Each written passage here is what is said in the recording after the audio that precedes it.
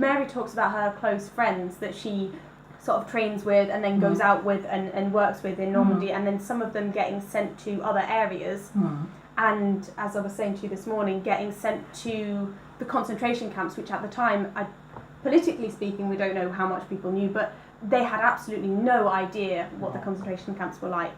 And her friends going out to these concentration camps and writing these letters about the situations that they found, and then coming back, being sent back again, and just finding that they're completely sort of closed up and completely different to how they were when they left, because they're dealing with realising what's actually the extent of what's gone on. So people being very changed by their experiences, what we were saying. I think we're at which point it feels like a little frivolous to say we need to put a little bit of orange juice. Yes. There we go. And then the thing that I need to do is prepare the tins. Which you said you were going to do. Yeah, but then I got stuck on the other side of the table. Excuses. I know. Yes, and the thing to say about Grandma Peggy and Cedric getting married was the impact that had on her career as a young woman in the 1940s was that it ended it. Which is unbelievable when you think when they were so desperate. It was a war. They were desperate for nurses, but nevertheless, if you got married, that was the end. Yeah, that was it. And what she had to go to her matron, didn't she, and say that she'd got married. And they were furious with her because she was a trained nurse and they needed her. But there was no question that she could keep working. Carry on. Yeah. Your marriage was effectively seen as you resigning. Yes, it was taken as your resignation. What? And she never got her Florence Nightingale pin. Yeah. Because she got married. So Nightingale nurses all got given when they finished their training at St Thomas's, they got a little pin to show. Well, they got it after they'd worked for a year. Right. And because she got married slightly too soon, she never got her pin. Yeah. But then didn't she continue? She was seen as having retired, but she did continue to work in the hospital for a little while. Yes, she did. Afterwards, because it was just essential, and obviously she needed the money because she was yeah. on her own, even though she was married. Yeah. I kind of wonder whether or not Cedric was thinking about these things when he said he shouldn't marry her. Yes, no, I think so, because she was quite, she was quite committed to her career. Yeah. You know, she'd you know, she'd and put so many years into by the then she'd put. So this was 1944. So she'd been working on training to become a nurse since 1937 when she went to the retreat. Yeah. So you know, it 7 years. It was a career that she was very committed to. But on the other hand, it's like love and wartime and this sort of intense sort of like stress and confusion and chaos. And this really strong human instinct to couple up and one of the senses that I got from Mary when she was seeing all of these young men was that you sort of really needed somebody because you were dealing with all of these things. You sort of needed those kind of human relationships as a kind of support. Yeah. Yes. So you stir it. Yes. You go 3 times clockwise, 3 times with the shins, 3 times clockwise again. Yes. Turnwise? 3 times turnwise. Yes. Or 3 times with the shins. 3 times with the shins. So as Alf points out, turnwise does actually mean clockwise, and widdershins is anti-clockwise. Yeah. And you do that and then you make a wish, don't you? Yeah, but anti-clockwise is a rubbish word, whereas widdershins is great. Yeah. If you say turnwise and widdershins, people will think you're talking about directions on the discworld, whereas if you say clockwise and widdershins, people will think you're using crazy old world knowledge.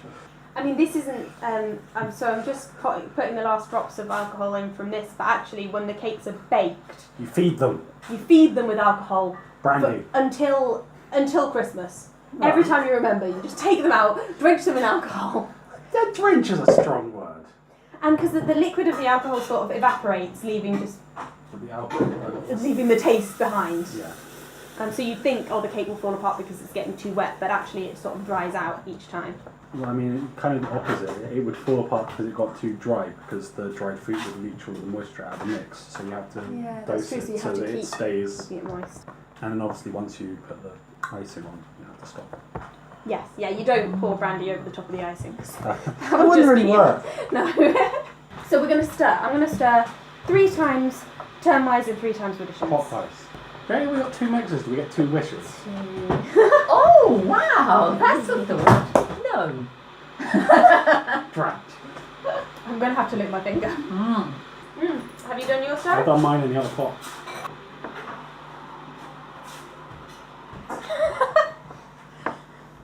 Have you talked about the fact that it's very readable because it's basically just a first-person diary of a young woman? Yeah, so I found it riveting, really. I found it a real page-turner because the entries are all really short, so you kind of finish one and then you think, oh, I'll just read the next, I'll just read the next. And it is published by Weidenfeld and Nicholson. So it's published in 2014, but obviously we've done a long time before that. And yeah, I do really recommend it, particularly. It's got a map of Mary's Books with maps Europe. at the beginning. The best. And it's a very good map actually because it shows all of the places that she Mentions. Yeah, which it's annoying when a map doesn't do that. Yeah, so she works near Bayeux and she works in Louvain. Bayeux? Bayeux. And it really kicks off quite dramatically with D-Day and her hospital being completely cleared to take passengers, to take patients who had just been brought across the seas from Dunkirk. So it really kicks off quite... Dunkirk rather than D-Day? Because they're separate things. You do know how World War II works, right, Thelma? D-Day, No. D-Day, Normandy Beaches, Dunkirk. Dunkirk is where they flee. they flee because we got ruined by tanks, basically. Like a summary. I've just read both of them in the space of a very short time, and World War II is actually not a big area of sort of historical interest for me. Did you do 20th century history as part of the OB? I did, but I didn't actually, like, in terms of our actual... We talked about more, like, general things, like, I don't know, was Hitler a good military leader, as opposed to the specific... The battles of the... Yeah, as opposed to the detailed battles. And I feel like, I probably should know these things because it's just general knowledge, isn't it? But she talks about both of them and I got confused. So she clears the ward, they have to clear the ward all of a sudden for the patients from Dunkirk. So it starts very dramatically. Yes. And it goes on very well, and it's very stylistically good. Now, Alf, you'll probably be able to tell me this because I can't remember. What date was Dunkirk? Oh, I should know that. That's bad. That's really bad. Well, no, so should Allied troops landing on the Normandy coast on 6th of June 1944. That's D-Day. That's D-Day. You just said when was D-Day? No, I said when was Dunkirk? Well, Dunkirk was somewhere in the region of May 1940. I was going to say early 1940. Yeah, in May 1940, Anglo-French forces were unable to mobilise a counter-attack against the German invasion of the Netherlands and Belgium and were forced to retreat to the coast, primarily Dunkirk. So the other thing I was going to say about this is somebody whose name I don't know, Carol Acton, has edited this and she has put some quite useful historical footnotes to it. She says the only thing she's removed is sort of repetition and dull parts, essentially. It's good editing there. But she's also added some really quite pointless... She's got kind of 3 strands to her editing. One is adding the historical footnotes, which were brilliant, and she could have done with adding some more of those at times. And another is, sometimes she sort of translates things in square brackets, such as like slang words, which I found slightly irritating because I could sort of pick up the slang words. And then sometimes when there's been maybe a gap in the diary, she inserts a little bit in italic saying, oh, Mary was still working hard in the hospital, which actually I didn't particularly like because I felt that I could sort of work that out. For yourself, yes. So I have mixed feelings about Carol Acton's editing, but I'm very grateful to her for putting this into a book because I have enjoyed it so much. Now, these cake tins, I'm just going to demo this tin just to point out that it is your grandmother's cake tin as well. Yeah. And this one. Sturdy Old traditional. cake tins only now used for Christmas cake, essentially.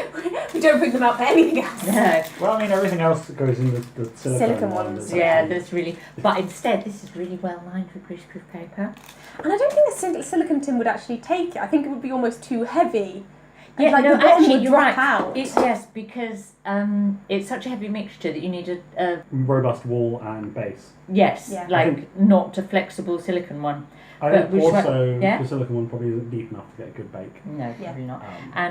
But you line them really, really thoroughly to stop it burning and sticking and all of that. Multiple layers. So I haven't stirred and wished. No, and And wish. Emergency! And wish. and Steve hasn't either. But he's. I feel like out Ros at work. can do it for him. by I'll proxy. just, yeah. Good. I've done wishes. And now we're going to tip out into the tins. Can I say my theory about why you have to do the stirring and the wishing? Yeah. Because before you had mixers, it was incredibly hard work doing all the mixing for a family big Christmas cake. So there was some mother in the dawn of time who came up with this clever wheeze that she would tell her many offspring, oh, if you stir this, and you have it, and you can't just do one stir, you've got to do 3 times in one direction, and 3 times in the other, and 3 times in that one. And all then, 7 of you have got to do that, and then your wish will come true. And that was her stirring done. Very That sounds efficient. about right, yeah. So I'm going to start scooping out. I think we may even have More. We might have We too might need much. to re-summon the Russell demon. Did we make Christmas cupcakes last year? Well, we did, and we might again. No, it was great. Yeah, it was. And they were We have delicious. to take them out sooner. Do you want to go and get the fairy cake trays? Go and get the fairy cake train. And Fairy cake? cupcake is American. We always used to say They're fairy cakes. fairy We always cake. used to make fairy cakes. I'm I feel sorry. like that's a battle that's been lost. In though. England, they're fairy cakes. In America, they're cupcakes. I feel Kind of not anymore, but yeah. Yeah. That's the tradition. So they're don't not need to. muffins, alright? Is that? That's advanced modern ample for me. technology. I'm going to need to line that with grease-proof paper. You do need to grease it though. So I'm worried that the time is going to run out. So how are we going to cook this? We're going to put it in the oven and bake it. And we're going to bake it for a long time at a low temperature. This says an hour and a half, an hour at 160 degrees, and then an hour and a half or more at 150 degrees. That's non-fan. So then if you put the fan on, put it lower. Temperature. Is that in real money or in terrifying That's in- ancient archaic that's systems? in- No, this is my updated version of the recipe that's gone Correct. metric. It no longer talks about pounds and ounces because you laughed at me so much for having recipes, and it doesn't. So this is we'll be able to eat these this evening and Whoa, find whoa, out whoa. how the Christmas cake has come out. Check that it's nice. And these will need a lot less time, won't they? 'Cause they're smaller. They're only pieces little. quicker. So, and when you put it in the tin, you make a bit of a hollow in the middle and do it slightly higher at the edge, because you want your Christmas cake to wind up flat so you can Decorate. ice it and decorate it, and naturally cake mixtures dome. Yeah. So Obviously, a mixture this heavy is going to dome a lot less. So we will decorate this. The traditional thing to do is to put apricot jam or some kind of jam yeah, used to stick on some marzipan, yeah. and then the marzipan, put more jam on the marzipan and stick royal icing over the top of it. But we don't tend to do that these days. We tend to stop at the marzipan stage because we're just not massive fans of icing. And- It's made us do it.